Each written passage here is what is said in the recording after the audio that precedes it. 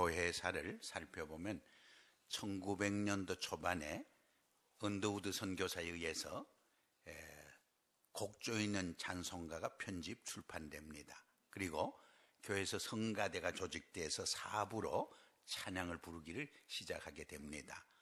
그저 어떤 갓을 쓴 할아버지 교인이 제일 앞에 와서 앉아서 듣고 이렇게 평을 했다고 해요. 저 녀석들이 노래 연습을 얼마나 안 했으면 제각기 딴소리를 내고 있지. 오늘 우리 성가대가 파트별로 딴소리를 냈지만 참 은혜스러운 찬양이었습니다. 오늘 본문에 보면 사도 바울은 우리 인생을 질그릇에 비유를 하고 있습니다. 질그릇처럼 깨어지기 쉽고 부서지기 쉬운 연약한 존재들이라는 것입니다. 또 적은 일에 상처받고 상처 주는 그런 연약한 인생들이라는 것입니다.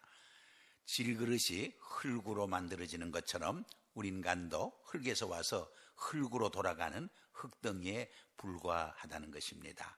그 점에서 옆에 분에게 당신도 흙덩이입니다 한번 인사해 볼까요? 당신도 흙덩이입니다. 여러분 너무너무 섭섭하지요? 그러나 이번에는 이렇게 격려하고 축복합니다. 그러나 그 속에 생명의 보화가 있습니다. 그러나 그 속에 생명의 보화가 있습니다. 영어 성경에는 We have this treasure in jars of clay. 질그릇 속에 하나님께서 보화를 주셨다고 그렇게 고백을 합니다. 그러기에 우리는 천사도 부러워하는 만물의 영장으로 존귀한 인생을 살아갈 수 있게 되는 것입니다. 이렇게 우리를 창조하시고 구속하시고 생명의 빛을 비춰주시고 또 생명의 보화를 주신 것은 그 크신 능력이 우리 인간 자신에게서 나오는 것이 아니고 하나님께로부터 나오는 것을 깨닫고 주님과 생명적인 관계를 맺고 살아가기 위함이다. 그런 말씀을 하고 있습니다. To show that this all-surpassing power is not from us but from God. 하나님께로부터 그 크신 능력이 온다는 것을 깨닫고 우리는 겸손히 주님과 생명의 관계, 사랑의 관계를 맺고 살아가야 한다는 것입니다. 이렇게 생명의 보화를 지닌 또 부활의 생명을 지닌 크리스찬의 삶은 그럼 어떤 것인가? 오늘 본문에 보면 사도 바울이 한 3가지로 말씀을 하고 있어요. 첫째로는 7절에서 9절에 보면 사방으로 우겨 쌓임을 쌓여도 쌓이지 않고 답답한 일을 당해도 낙심치 않고 핍박을 받아도 버림받지 아니하고 persecuted but not abandoned. 거꾸로 뜨림을 당해도 망하지 않는 삶, struck down but not destroyed. 이런 역전의 삶, 7전 8기의 삶이 생명의 부활을 지닌 부활의 생명을 지니고 사는 그리스도인의 삶이라고 그렇게 고백을 하고 있습니다. 여러분, 세상에 믿지 않은 사람들은 넘어지면 그 자리에 주저앉습니다. 쓰러집니다. 포기합니다. 절망합니다. 그러나 생명의 부활을 지닌 우리 그리스도인의 삶은 다시 일어설 수 있는 용기가 있습니다. 꿈과 비전이 있는 것입니다. 여러분, 우리 인생의 삶에서 실패가 가장 치명적인 것은 아니에요. 그 실패에서 다시 일어설 수 없는 것이 가장 치명적인 실패가 되어지는 것입니다. 여러분, 마귀는 우리가 넘어지고 주저앉을 때 박수갈채를 보내요. 기뻐해요. 춤을 춰요. 그러나 우리 성령님은 슬퍼하셔요. 그리고 다시 일어설 수 있는 용기와 비전을, 꿈을 주시기를 원하는 것입니다. 한 3년 전인가 칠레에서 33명의 광부들이 지하 700m 갱 속에 갇혀서 62일 동안 고생을 했어요. 그러다가 모두 생還해서 돌아와서 온 인류에게 얼마나 큰 기쁨의 선물을 안겨다 줬는지 몰라요. 여러분, 그들이 살아남을 수 있었던 비결이 뭐예요? 끝까지 희망을 버리지 않았기 때문에. 끝까지 희망을 버리지 않을 수 있었던 것은 바깥 세상과 커뮤니케이션이 가능했기 때문입니다. 여러분, 어떤 크리스찬 유니버시티에서 졸업식을 거행하는데 졸업생 중에 가장 기업에 성공한 CEO 한 사람을 불러서 졸업연설을 부탁했어요.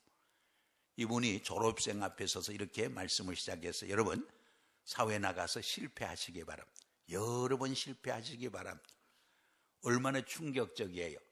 그러나 그 내용은 자기가 젊어서 대학을 졸업하고 여러 번 실패했다는, 그러나 그 실패를 통해서 연단되고 훈련되고 성장하고 성숙해서 오늘의 큰 기업을 이끌 수 있는 CEO가 됐다는 그런 간증이었어요. 제가 어떤 책을 읽어보니까 미국의 큰 기업을 이끌어가는 CEO 3분의 2가 모두 한두 번 실패를 경험했다는 글을 읽었어요. 그 실패를 통해서 오히려 연단되고 훈련받고 성장하고 성숙해서 오늘의 큰 기업을 이끌 수 있는 리더가 되었다고 하는 그런 고백을 기록하고 있는 것을 읽어봤습니다. 제2차 대전을 크게 승리로 이끌었던 처칠 경이 한 번은 자기가 다니던 모교를 방문한 적이 있어요. 후배 학생들이 굉장한 연설을 기대해서. 그러나 이분은 너무나 바쁘니까 간단히 3마디만 남기고 교정을 떠나갔다는 유명한 이야기가 있지 않습니까? 여러분 그 3마디가 무슨 말인지 알죠? Don't give up, don't give up and never give up. 포기하지 마세요. 포기하지 마세요. 결코 포기하지 마세요 하는 3마디였습니다. 우리 한번 따라해 볼까요? 포기하지 맙시다. 포기하지 맙시다. 결코 포기하지 맙시다. 우리가 인생을 살다 보면 정말 포기할 정도로 낙심과 절망 속에 빠질 때가 있어요. 그러나 포기하지 않는 신앙, 그것이 생명의 보화를 지닌 그리스도인의 삶이라는 것입니다. 어떤 주일날 아침에 아들이 어머니에게 말했어요. 어머니, 오늘은 교회가 가고 싶지 않아요. 어머니가 이유를 물어요. 그러자 교회가 좀 냉랭하고 쌀쌀한 것 같아요. 아무개가 나를 별로 안 좋아하는 것 같아요. 오늘은 무엇보다도 늦잠이라도 한번 푹 자고 싶어요. 그저 어머니가 이렇게 말했어요. 내가 생각하는 것처럼 교회가 그렇게 냉랭하지 않다. 사랑이 그래도 많이 있단다. 한두 사람이 싫어하는지 모르지만 온 교인이 너를 참으로 사랑하고 좋아한단다.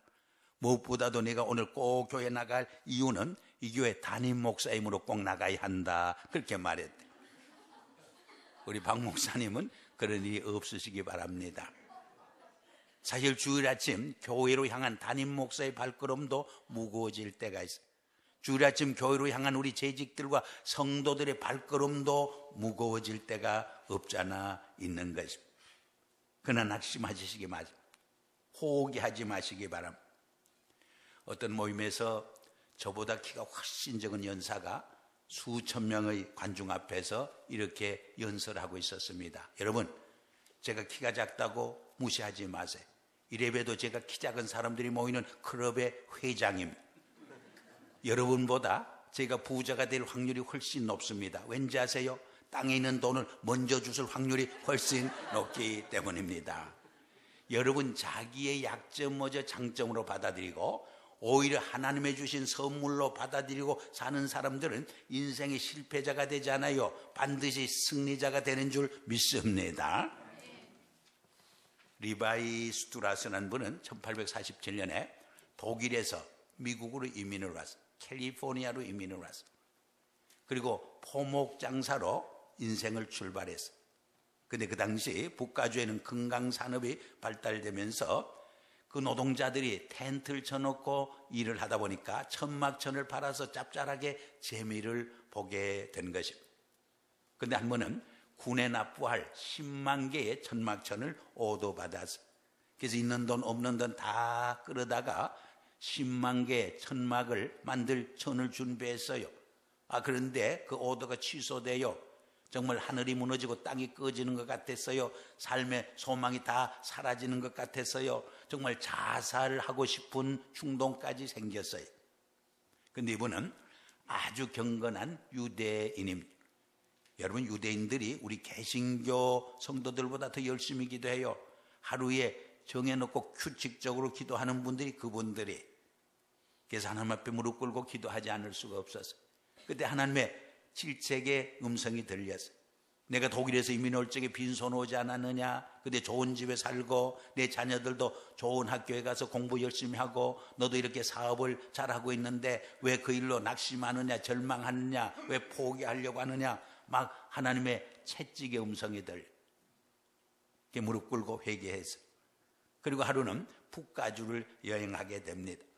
근데 금광에서 일하던 노동자들이 휴식 시간에 나와서 모두 금광에서 일을 하다 보니까 이 바지가 쉽게 떨어져요. 바늘로 바지를 깃고 있어요. 그때 하나님께서 아주 기발한 비즈니스에 영감을 불어넣어줘요. 그 많은 천막천을 이용해서 바지를 만들면 찔겨서 오래 있겠구나. 그래서 그 많은 정말 천막천을 가지고 청바지를 만들게 되는데 그게 청바지의 원조가 된 것입니다. 여러분, 오늘날 청바지가 얼마나 파퓰러해요. 남녀노소 할 것이 얼마나 즐겨 입어요. 우리 1세들만 별로 입지 않지 2세들은 주일날도 청바지 입고 강단에서 설교하는 시대가 되지 않았습니까? 실패의 역경의 고난 속에 하나님 앞에 무릎 꿇고 기도할 때 하나님께서 이길 수 있는 능력과 비전과 꿈을 주시게 된 줄 믿습니다. 여러분, 프랭클린 루스벨트는 어려서 큰 꿈을 가졌어요. 근데 소아마비로 신체장애자가 돼. 그의 꿈이 산산조각나요. 정말 살 소망이 끊어졌어요. 그러나 그는 믿음의 사람이었어요. 그래서 믿음으로 다시 일어서요. 그래서 미국 역사상 유일하게 사선 대통령으로 미국이 1920년대 말 30년대 초 경제공황으로 말할 수 없이 어려울 적에 그 경제를 살려내고 미국을 국제사회에서 한 단계 업그레이드 시키는 미국의 리더십을 더 강하게 발휘하는 위대한 대통령이 된 것을 우리는 기억하고 있지 않습니까? 여러분, 아브라함 링컨 대통령의 정기나 생을 읽어봐도 얼마나 고생을 많이 하는지 실패 연속에 실패를 밥 먹듯 했어요. 그러나 16대 대통령으로 피선되면서 미국이 안고 있는 흑인 노예 문제, 남북의 통합 문제를 해결함으로 역사에 가장 빛나는 대통령이 되지 않습니까?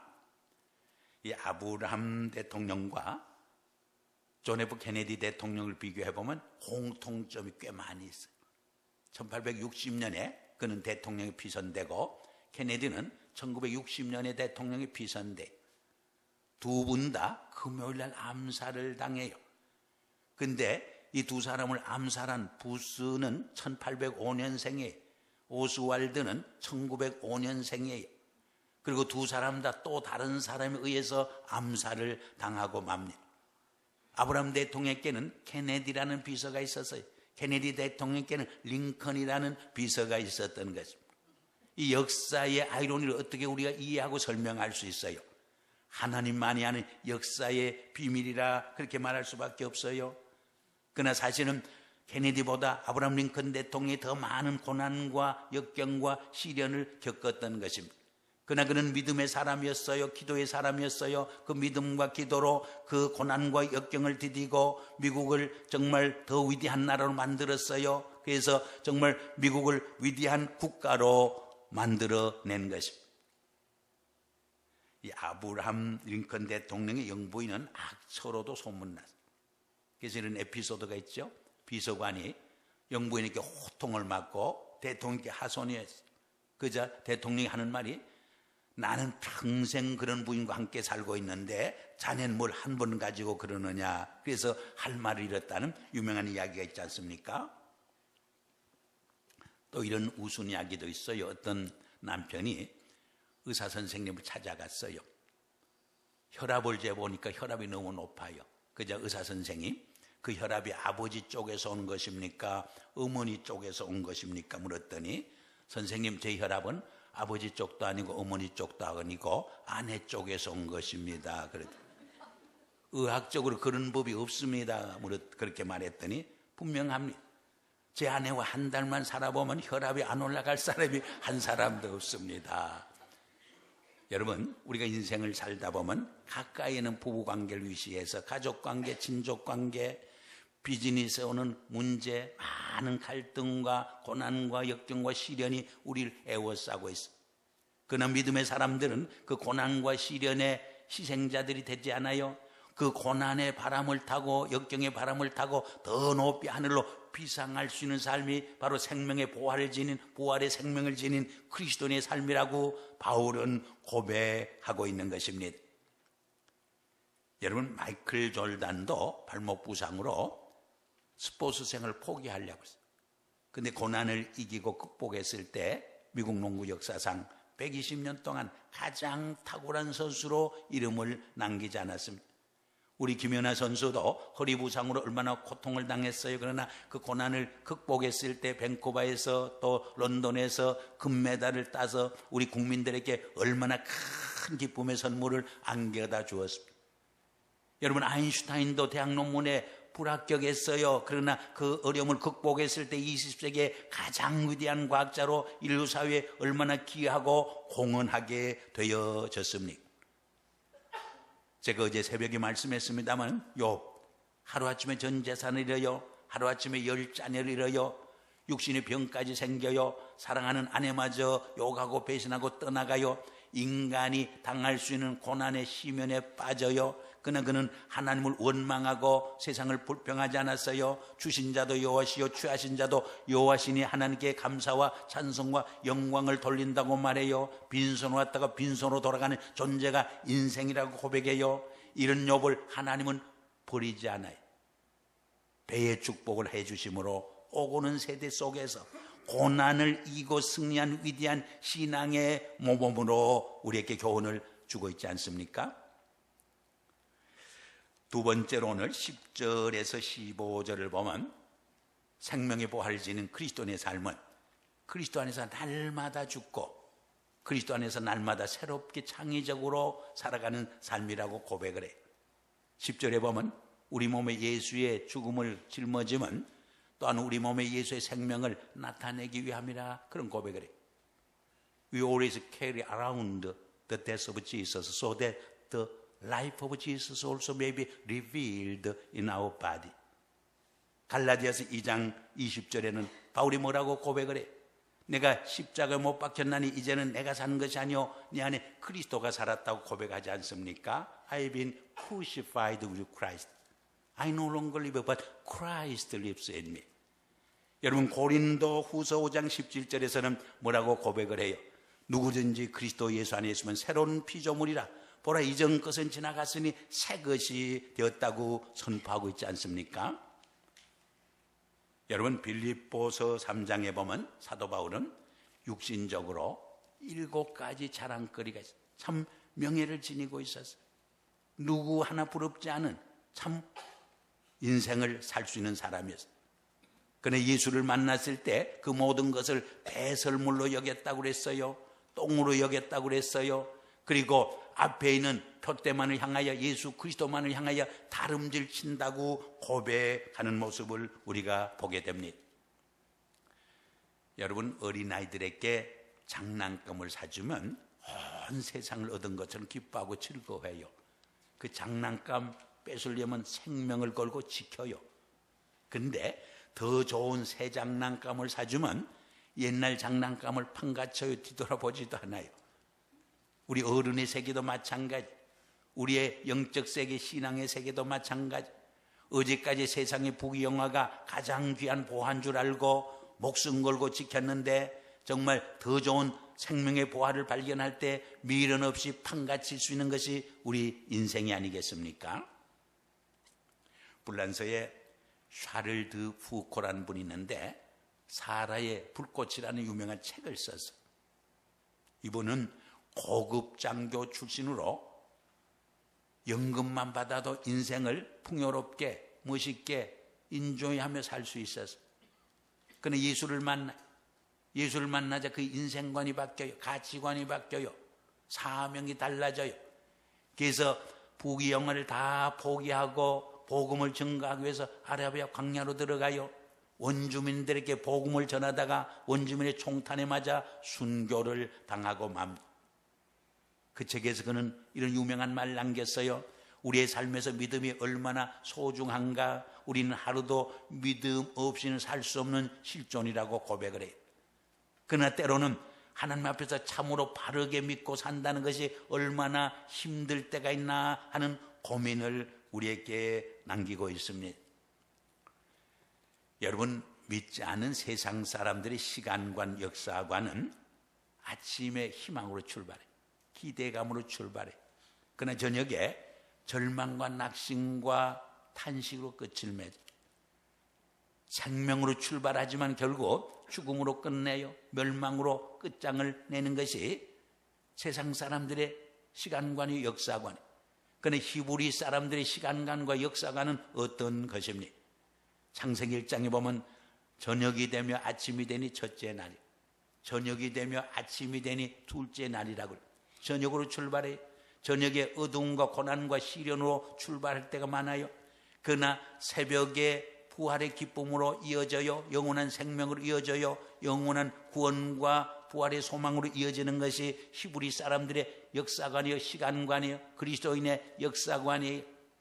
다시 말해서 그리스도 안에서 옛사람이 날마다 죽고 그리스도 안에서 날마다 새롭게 창의적으로 인생을 살아가는 삶이 바로 크리스찬들의 역사관인 것입니다. 몇 년 전에 베스트셀러가 된 책 중에 하나가 6일 약국 갑시다 하는 책이 있었어요. 김성호 장로란 분이 쓴 책이에요. 이분은 아주 가난한 농촌교회 목사의 아들로 태어났어요. 대학을 졸업하고 군대 갔다 왔을 때 손에 쥔 총 재산은 약사 자격증 하나였어요. 그거 가지고 마산 근처에 4.5평짜리 약국으로 인생을 출발해. 대한민국에서 가장 작은 약국이에요. 그보다 작으면 약국 허가가 나오지 않는데요. 돈이 별로 없으니까 약은 몇 개 못 갖다 놓고 제약회사에서 빈 통들 얻어다가 진열해 놓고 비즈니스를 시작해요. 그러나 그 적은 약국을 하면서도 큰 기업을 이끌어가는 CEO라고 하는 비전과 철학과 자부심과 긍지를 가지고 경영을 해요.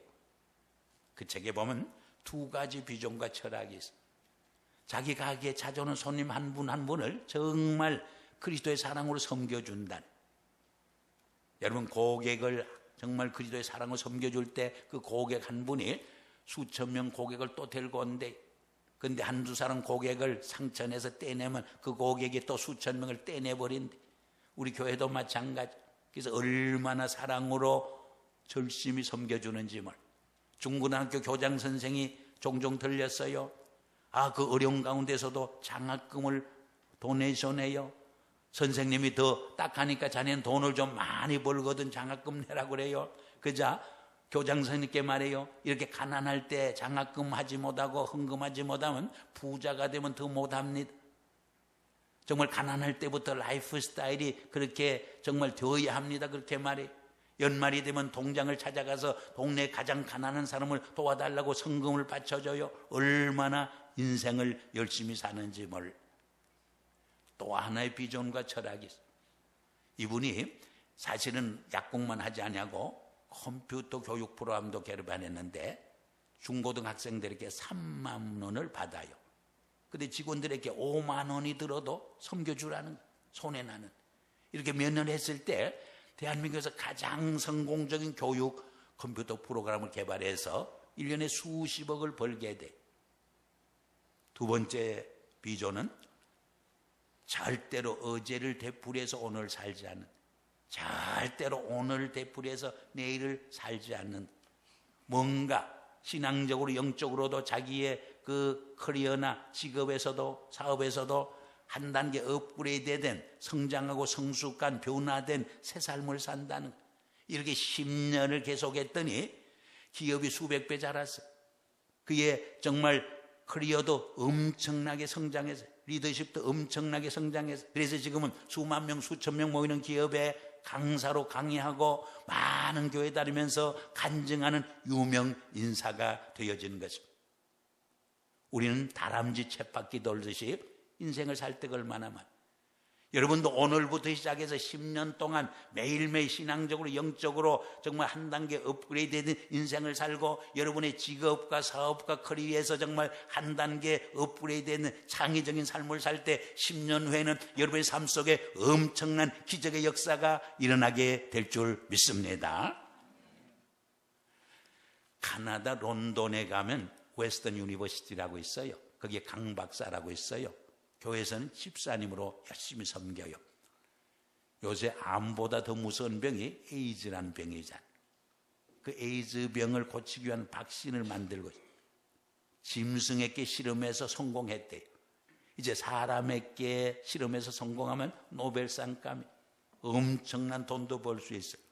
근데 이분이 그러다 보니까 많은 국제회의에 가서 강의를 해요. 근데 토요일만 되면 집으로 돌아온대. 왜? 주일날 자기 교회 가서 예배 드리기 위해서. 교회 와서 성경 공부하고 제자 훈련 받고 또 본인도 성경 공부를 열심히 가르쳐야 제자 훈련 열심히 해요. 그분을 만나서 이야기하는 중에 얼마나 제가 감동과 은혜와 도전을 받았는지 뭘. 자기는 하루의 일과를 어떻게 시작하느냐. 자기 연구실에 나가서 성경 몇 장을 꼭 읽는데요. 그리고 이렇게 기도함으로 하루를 시작한대요. 하나님 새날을 주셔서 감사합니다. 이 하루가 하나님의 영광을 위해서 인류의 번영과 발전과 평화를 위해서 창의적인 새날이 되게 해주시옵소서. 뭔가 기이하는 창의적인 새날로 살게 해주시옵소서. 얼마나 아름다운 기도예요. 이것이 바로 그리스도 안에서 날마다 죽고 그리스도 안에서 날마다 새롭게 창의적으로 인생을 살아가는 그리스도인의 모습이 아니겠습니까? 마지막으로 오늘 16절에서 18절에 보면 뭐라고 말해? 보이는 것은 잠깐이요 보이지 않는 것은 영원함이라. We fix our eyes not on what is seen but what is unseen. For what is seen is temporary but what is unseen is eternal. 우리의 주목하는 것은 보이는 세계가 아니에요. 보이지 않는 세계니 보이는 세계는 잠깐이요 보이지 않는 세계는 영원함이라고 고백하고 있습니다. 여러분 빙산일각이라는 말이 있어요. 물 위에 나온 부분보다 보이지 않는 그 부분이 훨씬 광대해요. 여러분 헬렌 켈러는 삼중고 인생을 살았어요.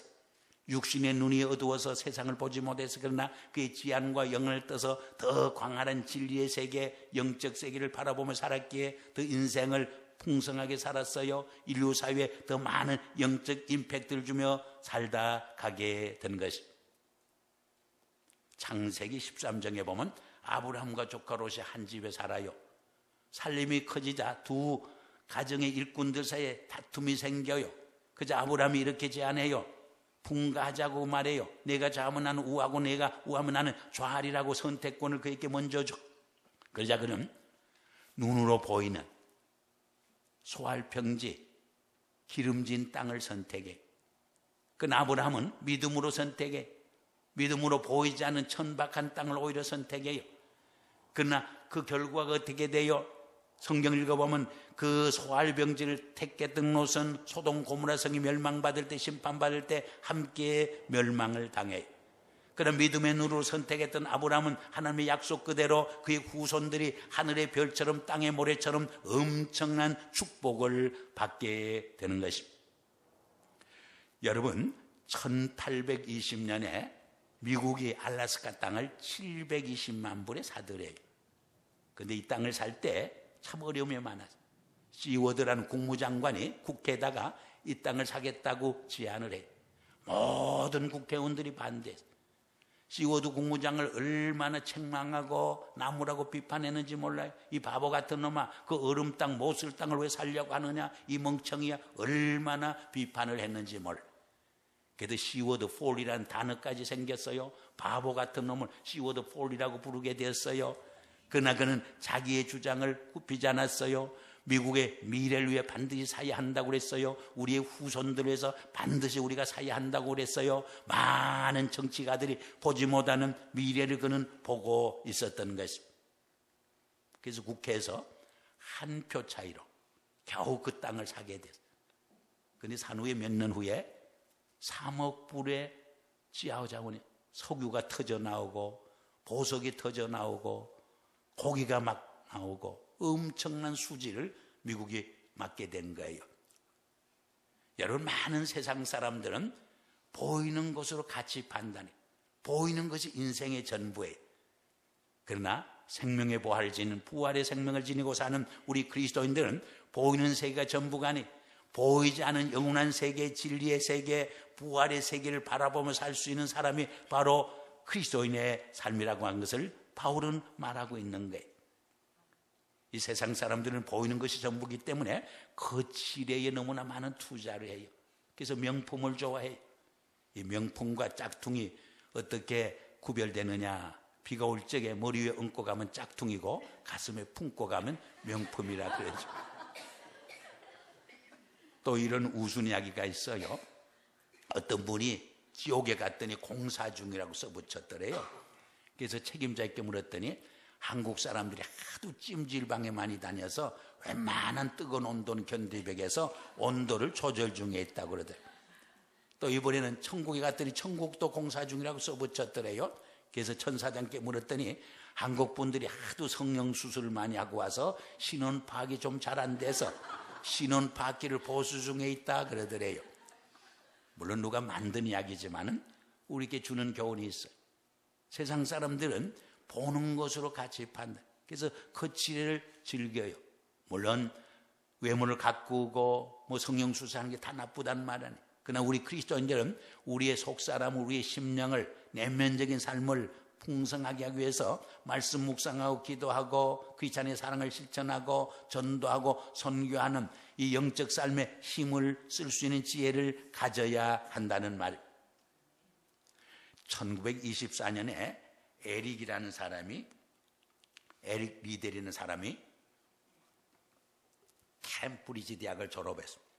그리고 같은 해 파리에서 열리는 올림픽 대회에서 400m 경기에서 금메달을 따요.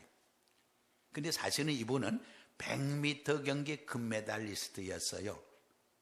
근데 100m 경기가 주일날 경기하도록 스케줄이 잡혀 있었어요. 이분은 크리스찬으로서 자기 믿음을 지키기 위해서, 주의를 지키기 위해서 그 경기를 포기해요. 세상이 깜짝 놀래요. 세상이 뒤집어질 큰 뉴스가 돼요. 그러나 다행히 해롤드 이브람이라는 친구가 100m 경기에 정말 금메달 따서 영국이 위로를 받게 돼요. 그리고 그런 금메달리스트의 영광과 명예를 다 버리고 중국의 선교사로 떠나요. 그래서 20여 년간 이름도 없이 빛도 없이 선교하다가 40대 중반에 순교를 당해요. 이분의 일생을 그 후에 한 편의 영화로 만들어요. 그것이 불수레라고 하는 체리엇 오브 파이어라고 하는 유명한 영화예요.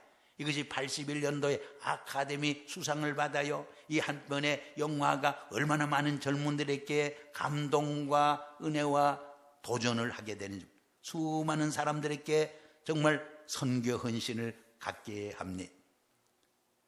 그 어떻게 금메달리스트의 영광을 버리고 정말 중국 땅에 가서 선교할 수 있었어요? 보이는 세계가 전부가 아니라 보이지 않는 세계를 믿음의 눈으로 바라볼 수 있는 그런 신앙이 있었기 때문에, 사랑하는 여러분, 그릇이라는 것은 무엇을 담느냐에 따라서 가치가 결정돼요. 쓰레기를 담으면 쓰레기통이 되는 거예요. 물을 담으면 물통이 되는 거예요. 보화를 담으면 보석 그릇이 되는 거예요. 여러분들은 남은 인생을 어떤 그릇으로 살아가기를 원합니다. 한 번밖에 없는 인생, 후회하지 않는 삶, 하나님께 영광 돌리고 복의 근원으로, 축복의 통로로서 하나님께 영광을 돌릴 뿐 아니라 정말 사회의 축복을 가져다주고 사회를 변화시키는 그런 멋진 그릇으로 살길 원치 않습니까? 이런 삶이 여러분의 삶 속에 이루어지기를 주의 이름으로 축복합니다. 기도하겠습니다. 아버지 하나님 감사합니다. 사도 바울을 통해서 우리에게 주신 말씀, 우리의 마음속에 깊이 새겨서 정말 질그릇 속에 담긴 보화로서 우리의 남은 생을 멋있게 하나님께 영광 돌리고 복의 근원으로, 축복의 통로로 세상을 정말 축복하면서 세상을 변화시키면서 살아가는 그릇들 되게 축복해 주시옵소서. 예수님 이름으로 감사하며 기도합니다. 아멘.